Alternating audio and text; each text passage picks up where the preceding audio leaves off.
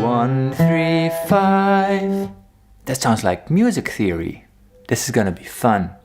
Hi, my name is Paul Davids and this is episode 3 of a series in which we learn the basis of music theory. And I highly recommend you watch the first 2 episodes about learning the notes and the major scale first before starting on this video. And in this lesson, which is broken up into 2 videos, we'll talk about how chords are being built and constructed and played on the guitar. A chord is a group of notes played together, mostly 3 or more. And the most used chords are called triad, which includes the major and the minor chord. And those triads are built using only 3 different notes. But Paul, when I play a G major chord, I'm playing 6 notes, right? Well, you're playing 6 strings, but are they 6 notes? Well, thank God we watched the first video, so we can name each note we're playing in the G major chord. From low to high, this is a G note, a B note, a D note, and G again, and a B again, and a G again. So we've got some notes who are doubled. And the only 3 notes, unique 3 notes we play are G, B, and D. And then we got G, B, and a G again. So G, B, D. 3 unique notes make the chords G major. And the same applies to every major and minor chord. Even diminished, augmented, sus2 and sus4, those chords only made up of 3 different notes. You can double every note as much as you want, but that doesn't change the chord. Now, let's make a major chord ourselves. Let's take a look at the C major chord, for example. Now, we have to take a look at the C major scale for this. We need 3 notes, and the magic 3 notes of a triad always are the 1, the 3, and the 5. Remember that. 1, 3, 5. And this is where the functions from episode 2 come in handy, because these are the functions I'm talking about. The first, the third, and the 5th. The 1 is the C. The 3 is the 3rd note from the C major scale, being an E. And the 5 is the 5th note from the major scale, being a G. So now we found out that the C major chord is built up from the notes C, E, and G. So if you shortly want to check if our conclusion is right, let's find out. The C major chord. So we start on a C. That's right. The following string is an E. A G. Okay. A C again. And an E again. So that's right. We were right. C, E, and G. Cool. If you get this, you're destined to becoming a theoretical mastermind. So now let's try and make a G major chord, but instead of doing it on paper or on the screen, now let's try to make it on the guitar itself. So G major, that means we gotta start on G. Doesn't matter which G, but we take this one from now. And now let's play the major scale up for 5 notes. 1, 2, 3, 4, 5. Frets 3, 5. And then on the A string, 2, 3, 5. And that is the same for every major scale, that beginning. 1, 2, 3, 4, 5. Do, do, do, do, do. The functions are 1, 2, 3, 4, 5. So we need to have the 1, the 3, and the 5 of that major scale. So the 1, not the 2, but the 3. So 1, 3. And then we skip the 4th and we go to the 5. 1, 3, 5. So those are the notes we need to build the G major chord. G, B, D. And this pattern is quite magical because you can play it everywhere. So let's say we move it to D over here. Those are the 3 notes we need for the D major chord.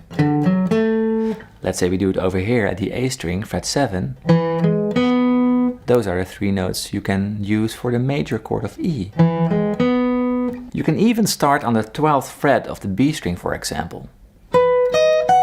And those are the 3 notes you use building a B chord.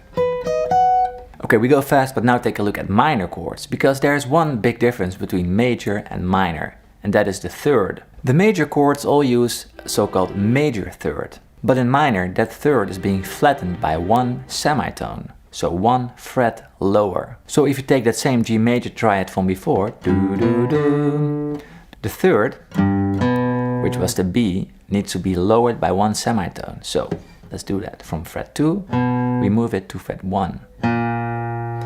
If you play these notes, G, B flat, D, those notes are the ones we need to have to build the G minor chord. So if you put a flat symbol in front of the function, so the 3, function 3 in this example, you just lower it by 1 semitone. So now let's put this into practice. For example, the A major chord over here. We all know this is an A major chord. Let's name the notes quickly. A, E, an A again, a C sharp, and an E. And the 3 notes we need for an A major are A, C sharp, E. So that's correct. The A is the 1, the C sharp is the 3, A, 3, and the E is the 5. So if you want to make this chord minor, we need to change the third into a minor third. So the 3 becomes a flat 3. So the 3 in this chord shape is on the B string, fret number 2. This note, C sharp. So now we can change the major chord into minor by lowering the third to a minor third. So fret 2 becomes fret 1.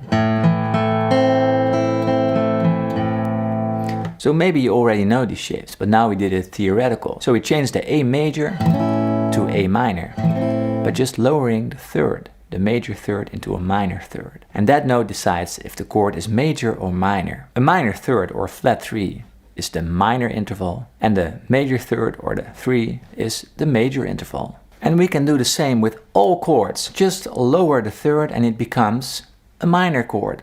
Let's take E major. And this takes some practice, but I know the third of this chord is over here, my index finger, the G sharp. Because 1, 3, 5, E, G sharp, B. And the notes of this chord are E, B, E, G sharp, B, and E. So there's 1/3 and it's fret 1 on the G string. So if we lower the third, it becomes an open string, a G string, and a G note. So we made a G from the G sharp, turning E major into E minor. Sometimes this creates an impossible shape. That's why some open chords don't have a minor version of it. So let's take C for example. If we want to lower the third, we need to lower 2 notes of the shape because this shape incorporates 2 thirds. So the notes from C major, as we discovered before, are C, E, and G. And the E is the third. And the E is over here on the D string and on the high E string. So this shape has 2 thirds in the chord. And if you want to lower the thirds, we need to first lower the note on the B string from fret 2 to 1. Okay, that is possible.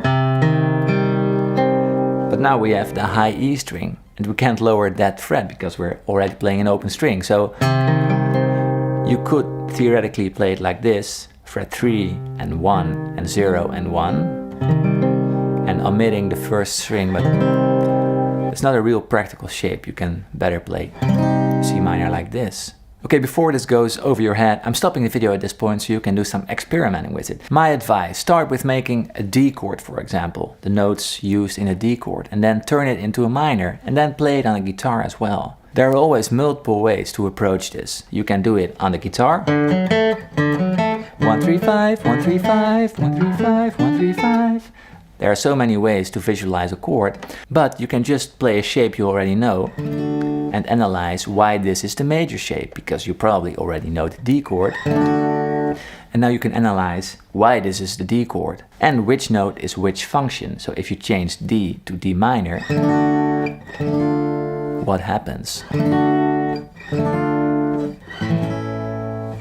So this was a short video about a very interesting topic, and I could go on for ages, but videos that go on for too long often have too much information to comprehend. So this was part 1. Let it sink in, enjoy, and I'll see you next video with part 2 of the chord series, where we discuss bar chords and sus chords and how this translates into those shapes. Alright, have a wonderful day. See you next time with the next video. And if you like this video, make sure to do whatever you want, because it is your life after all. Cheers!